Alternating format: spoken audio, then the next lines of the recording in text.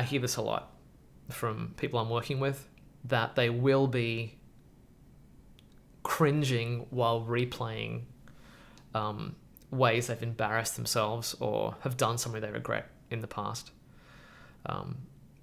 And it is like, it's not beneficial. It's actually going to be harmful. So it's a type of rumination. So ruminating, which means we're playing back something from the past as though it's happening in the present, and like kind of getting into it. And that's actually really closely connected with depression.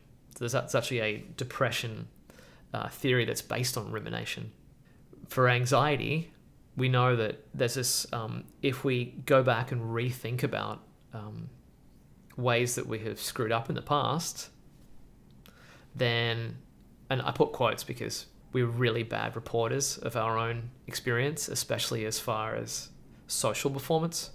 We know from the research that other people think that we perform a lot better than we do if we're socially anxious. But that's one of the problems, really. But if we're going back and we're pulling up some experience from the past and thinking about it, you will notice this. It's going to churn up self-criticism, anxiety, shame. You're basically re-triggering yourself again and again and again.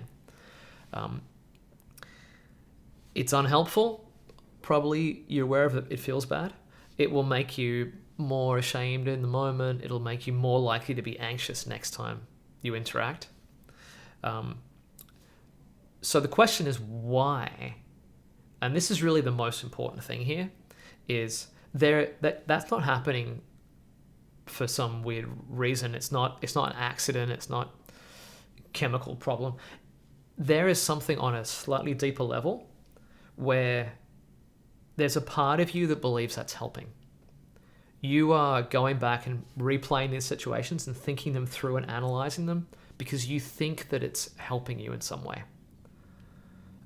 Often, don't know this is true for everybody, but often you can ask yourself, how is this trying to help me? How is this trying to protect me? What is this? What could possibly go wrong if I did not do this?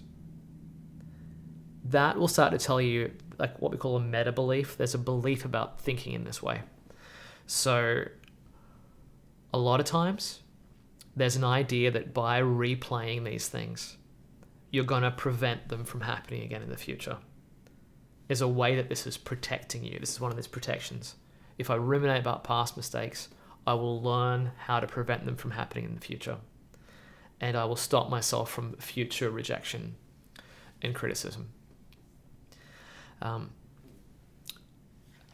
There's a very good chance that that does not happen, because a lot of times we don't really come up with a great answer, or we have thought about it so many times that we're getting nothing new out of it.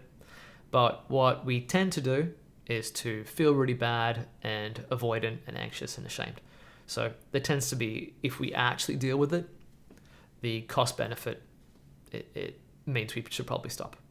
So that is, as far as I can't stop, I've tried and I can't. Part of it is changing that meta belief about how useful it is.